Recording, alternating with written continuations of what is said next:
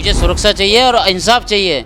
वो लोग बंद होने चाहिए। मैं ये चाहता हूँ SC/ST का मुकदमा लगे, सरकारी काम में बाधा डालने का मुकदमा लगे। मुझे गंदी संदी अपशब्द गालियाँ बकी, मुझे अपशब्द बोले, भंगी चमारों को तुम्हें ज़्यादा चढ़ रही है साले, तुम लोगों ने क्या बना रखा, रोज़ के यहाँ अतिक्रमण चलाने आ जाते हो, मारने पीटने शुरू कर दिया। मैं कह रहा भैया मुझसे मत बात करो, आप इंस्पेक्टर साहब खड़े उनसे बात करो, मेरे पे तो मुझे तो इनसे पर्ची दे के पैसे लेने जो हमने चालान करा। कह रहा नहीं तुझे देखना है बस। वो सारे लोग मुझ पर टूट पड़े और बुरी तरह से मुझे नीचे गिरा लिया सर की गाड़ी में।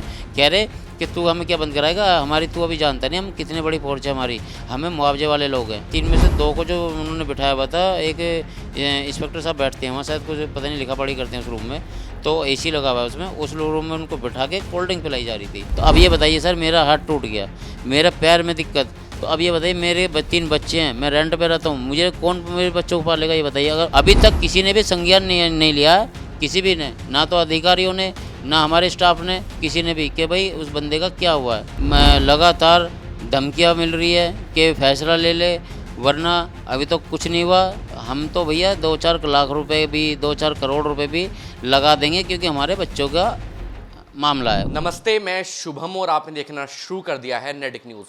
इस समय मेरी मौजूदगी गाजियाबाद में है और गाजियाबाद में कुछ दिन पहले एक मामला हुआ है। हमारे साथ दीपक वाल्मीकि मौजूद है, जिनके ऊपर हमला हुआ है। जिनके हमले को लेकर आज़ाद समाज पार्टी के राष्ट्रीय अध्यक्ष चंद्रशेखर आज़ाद ने इनके हमले को लेकर ट्वीट किया है और योगी सरकार पर सवाल खड़े किए हैं। सबसे पहले इनसे बातचीत करते हैं, पूरा मामला क्या है, जिस तरीके से चोटिल है उसकी भी इनसे जानकारी लेंगे। दीपक भाई, मुझे आप एक बात बताइए, अभी तो आप चोटिल हैं फिलहाल, तो इतनी गंभीर समस्या क्या हो गई, ऐसा किन लोगों ने हमला कर दिया आपके ऊपर कि चंद्रशेखर आज़ाद तक को ट्वीट करना पड़ा? सर ऐसा हुआ कि ये 23 तारीख की घटना है, 23/5/2025 की दिन शुक्रवार था। मैं अपनी बेट पर काम करा रहा था, तो हमारे SFI मतलब कि इंस्पेक्टर साहब, फूड इंस्पेक्टर खाद्य निरीक्षक नरेश कुमार जी, उन्होंने मुझे कॉल किया मेरे फ़ोन पर कि दीपक बेटा यहाँ इस वाले 49 वार्ड नंदग्राम में आ जाओ, क्योंकि वहाँ पर अतिक्रमण का जो अभियान चलना है और सब लोगों को बुलाया है। मैंने कहा ठीक है सर। अब मुझे उनका आदेश का पालन करना था, मैं चला गया। मेरे साथ एक सुपरवाइज़र मेरी बराबर वाली बीट पे हैं, वो भी गए, और श्यामू जी और एक परवीन मेरा उनका कर्मचारी गया हमारे साथ। तो हम लोग तीनों लोग चले गए। तो अब जैसे हम अभियान चलाने की तैयारी कर रहे थे और चालान काटते हुए हम आगे जा रहे थे, तो वहाँ पर हमने देखा कि एक गन्ने वाले ने बहुत गंदगी की हुई थी, और खोई वगैरह जो होती है गंदगी के, वो डिस्पोजल गिलास वगैरह सब वो नाले में भर रहा था। तो हमें देख के उसने तुरंत ही ठेली हटानी शुरू कर दी। हमने कहा कि भैया आप ये गंदगी क्यों कर रहे हो? कह रहा सर अब मैं तो यहाँ चालान का वो बोलने लगा कि मैं तो इनको पैसे देता हूँ, जिनकी बिल्डिंग बन रही है, उनकी किसी की बिल्डिंग बन रही थी जिसके सामने उसने अतिक्रमण किया हुआ था। मैंने भैया ये आवागमन के में बाधित हो रहा है, दिक्कत हो रही है, इंस्पेक्टर साहब ने बोला। तो इंस्पेक्टर साहब से वो बोला कि सर आप मेरी चालान काट दीजिए। तो उस इंस्पेक्टर साहब को बोले ठीक है। अब इंस्पेक्टर साहब उसके चालान कर रहे थे, और अब बाकी जो हमारी टीम थी, बाकी वो लोग सारे लोग, हमारे जोनल प्रभारी जी थे हमारे साथ, महेंद्र सर थे, तो वो लोग सब, और हमारे पूरे मतलब जो हमें सिक्योरिटी वगैरह मिली हुई है, रिटायरमेंट फौजी हैं हमारे साथ जो हमें मिले हुए हैं नगर निगम से, तो वो लोग सारे आगे चले गए, परिवर्तन विभाग वगैरह, और भी सुपरवाइज़र थे, कर्मचारी थे, तो वो लोग सब चले गए। मैं, नरेश जी और हम रह गए वहाँ पे, क्योंकि वो कह रहा था कि मैं पैसे मंगा रहा हूँ, चालान नरेश जी काट चुके थे। तो उन्होंने पर्ची मेरे हाथ में दे दी, दीपक बेटा इससे पैसे ले लो, इसको पर्ची दे के। मैंने ठीक है सर। अब मैं पर्ची लेके खड़ा ही था कि उधर से कुछ लोग पीछे से आए, फॉर्चूनर वाइट कलर की गाड़ी में, तो वो लोग आए और उन्होंने बोला, मुझे गंदी संदी अपशब्द गालियाँ बकी, मुझे अपशब्द बोले, भंगी चमारों को तुम्हें ज़्यादा चढ़ रही है साले, तुम लोगों ने क्या बना रखा, रोज़ के यहाँ अतिक्रमण चलाने आ जाते हो, और यहाँ किसी को हमने ये ठिये लगवा रखे हैं। अबे हमने अपने घर के बाहर लगवा रखे हैं, किसी के बाप की ज़मीन है, तुम्हारे बाप की ज़मीन है, उस तरह से बोलने लगे। मैंने भैया ये तो हमारे नगर निगम की ज़मीन है, और पहली बात तो ये रोड है, आप रोड से, माननीय मुख्यमंत्री जी का आदेश है कि आप अतिक्रमण नहीं करोगे, कोई भी पब्लिक या कोई भी भूमाफिया अतिक्रमण नहीं करेगा, कोई ज़मीन सरकारी पे कब्जा नहीं करेगा। हमें तो उनका माननीय मुख्यमंत्री जी के आदेश का पालन करना है। तो हम तो वो बोलने लगा कि तू साले, मतलब मेरी माँ की गाली देके मुझे मारने पीटना शुरू कर दिया। मैं कह रहा भैया मुझसे मत बात करो, आप इंस्पेक्टर साहब खड़े उनसे बात करो, मेरे पे तो मुझे तो इनसे पर्ची दे के पैसे लेने। जो हमने चालान करा, कह रहा नहीं तुझे देखना है बस। वो सारे लोग मुझ पर टूट पड़े और बुरी तरह से मुझे नीचे गिरा लिया उन लोगों ने, और बुरी तरह से पता नहीं क्या क्या मारा। मैंने मुझे मेरा सिर पकड़ के एक बंदा जो अमन नाम है और अमन त्यागी, तो वो और उसके भाई ने मेरे हाथ पकड़ लिए, एक जना और गन्ने वाला उसने भी पकड़ लिया, 2 लोगों ने मुझे पकड़ के, और तीसरे लोग जो बंदा था वो अमन, वो मुझे उनके जो टीन शर्ट लगे हुए हैं तो बिल्डिंग पे, उन्होंने मुझे टीन शर्ट में मारने के लिए हो रहे थे, मतलब मेरा सर पकड़ के मुझे जान से ख़त्म करना था उन लोगों को, मुझे ऐसा लग रहा था। 5 लोगों ने मुझे बहुत बुरी तरह मारा। फिर तो वो उन्होंने मुझे चारों तरफ घेर लिया। इंस्पेक्टर साहब छूट छुटाव करा रहे, इंस्पेक्टर साहब की भी नहीं सुन रहे वो, क्योंकि इंस्पेक्टर साहब के हाथ में चालान बुक थी, पेन था उनका, 2 मोबाइल थे उनके पास अपने सरकारी और अपना पर्सनल, तो मतलब कि वो कैसे बेचारे मुझे छुटा पाते, फिर इतना सामान उनके हाथ में था। 4-5 आदमी हम बता भी नहीं कि बहुत ताकतवर थे। बहुत ताकतवर थे, 6-6 फुट करीब के थे, और वो मेरे ख्याल से बाउंसर टाइप के थे। उनका खुद का जो बताया जा रहा है कि जिम भी है, अभी जिम खोला उन्होंने वहाँ पे, उस पर भी अतिक्रमण किया हुआ नाले पे उन्होंने। फिर हमारे इंस्पेक्टर साहब ने फिर वायरलेस वगैरह कराया किसी सुपरवाइजर से, तो वो फिर पूरी टीम हमारी वायरलेस हुआ, तो पूरी टीम पीछे आगे जो जा चुकी थी वो पूरी टीम वापसी भागी कि उनको किसी ने पीट दिया, दीपक को दबंगों ने आके। तो फिर वो जैसे लोग आए तो 2 लोग उनमें से गायब भाग गए और 3 लोग पकड़े गए। जैसे ही हमारे जोनल प्रभारी वगैरह सब ने आके और तो उनको थाने लेके गए अपनी गाड़ी में, जोनल प्रभारी जी की गाड़ी में ले गए, नरेश जी थे जोनल प्रभारी थे हमारे, महेंद्र जी। एक ही आदमी का नाम लिखा गया, लेकिन फिर उन्होंने उस आदमी को, गन्ने वाले को बंद कर दिया। 3 में से 2 को जो उन्होंने बिठाया हुआ था, एक इंस्पेक्टर साहब बैठते हैं वहाँ, शायद कुछ पता नहीं लिखा पढ़ी करते हैं उस रूम में, तो AC लगा हुआ है उसमें, उस रूम में उनको बिठा के कोल्ड ड्रिंक पिलाई जा रही थी। तो हमारे किसी बंदे ने जाकर अंदर देख लिया कि भाई देखो वो कौन कौन बंदा, उन्होंने देखा कि लॉकअप में एक ही बंदा है, 2 को उन्होंने दरवाजा आगे जाके देखा, दरवाज़ा खोल के तो देखा वो कोल्ड ड्रिंक पी रहे हैं दोनों। उस बंदे ने आके पूरे समाज को बताया और हमारे अधिकारी को बताया कि सर वहाँ तो वो कोल्ड ड्रिंक पी रहे हैं, वो तो लॉकअप में है नहीं, जिन्होंने मार पिटाई करी है। जोनल प्रभारी जी ने, नरेश जी ने, हमारे इंस्पेक्टर हैं संजीव चौधरी जी मोहन नगर जोन से, वो भी आए हुए थे। उन सब ने फिर पूछा, यूनियन के लीडरों ने पूछा, राहुल चौहान जी थे, सब थे, तो उन्होंने पूछा कि भाई आपने उन लोगों को क्यों नहीं बंद करा जिन्होंने ज़्यादा मार पिटाई करी है। ठीक है, मार पिटाई तो इन 5 जनों ने करी है, लेकिन 2 भाग गए, चलो ठीक है, लेकिन आपने एक गन्ने वाले को तो बंद कर दिया, लेकिन इन 2 को क्यों बैठा कर कोल्ड ड्रिंक पिलाई जा रही है। तो SHO साहब कह रहे हैं कि नहीं ऐसा है ही नहीं। तो फिर वो जब हमारे सारे अधिकारी जोनल प्रभारी जी और SHO बाहर निकल के आए और उनको देखा सच में वहाँ कोल्ड ड्रिंक चल रही थी, तो SHO साहब ने फिर पुलिस वालों को डांटा कि तुमने यार तुम देख तो लिया करो कि किसके सामने पिला रहे हो, पिलानी है तो अलग से पिलाओ, तो तुम सामने सबके पिला रहे हो। आगे को कोल्ड ड्रिंक पिलाने का क्या फ़र्ज बनता है कहीं से? सर हो सकता है उनकी कोई जान पहचान हो SHO साहब की, या कोई दबाव हो। वो लोग कह रहे थे कि गाली देके मुझे कि तू क्या बंद कराएगा हमें। उसके बाद भी इतनी बड़ी हिमाकत करने के बाद भी जब रास्ते में जा रहे थे सर की गाड़ी में, कह रहे कि तू हमें क्या बंद कराएगा, हमारी तू अभी जानता नहीं हम कितनी बड़ी फोर्स है हमारी, हमें मुआवजे वाले लोग हैं, ठीक है, हमें करोड़ों रुपए मुआवजा मिला हुआ, हमारी जिम चल रही है, हमारा ये चल रहा है, हमारा वो चल रहा है, वो पता नहीं कितने बिजनेस बताने लगे। और हमारी बहन है वो अच्छे पद पे है, पता नहीं किस पार्टी में, ये तो मुझे नहीं बताया उन्होंने कि हमारी बहन है। और अभी देखना भी यहाँ BJP के भी लोग, हर पार्टी के लोग यहाँ आएंगे और मुझे हमें 2 मिनट में छुटा के ले जाएंगे। हमारी देखना कैसी सेवा होगी वहाँ जाके। मुझे क्या पता कि सच में कोई काजल त्यागी बताया जा रहा है, जो उनकी सिस्टर थी शायद, तो वो आ भी गई लेडीज़। जब वो बंद कर दिए उन्होंने उठा के, फिर उनको लॉकअप में डाला पब्लिक के भड़कने के बाद, तो फिर देखा तो ऐसे उनसे फिर वो लेडीज़ भी आ गई, उसने मुझे अपशब्द बोले, गालियाँ दी उनकी सिस्टर ने और लड़की ने भी।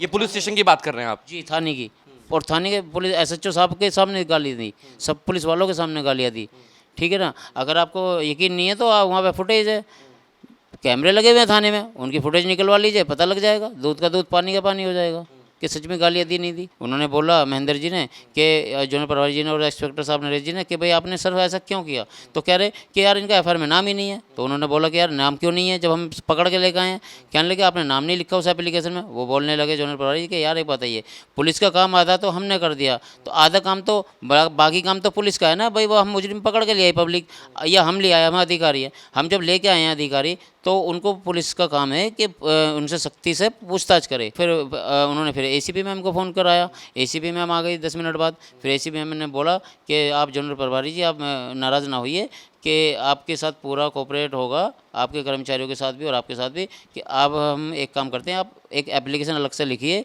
उसमें इनके नाम डालिए सबके जो जो थे इसमें, और हम फिर क्या करते हैं कि हम उसमें ऐड करा देंगे, इस वाली FIR के साथ ऐड करा देंगे। ये 23 तारीख की बात है जिस दिन घटना हुई, उसी टाइम की, लेकिन उसके बाद आज तक भी अभी तक ऐड नहीं हुए हैं वो नाम। और उनको पता लगा, मैं तो हॉस्पिटल, फिर उसके बाद हम लोग सब अपने अपने ड्यूटी पे चले गए।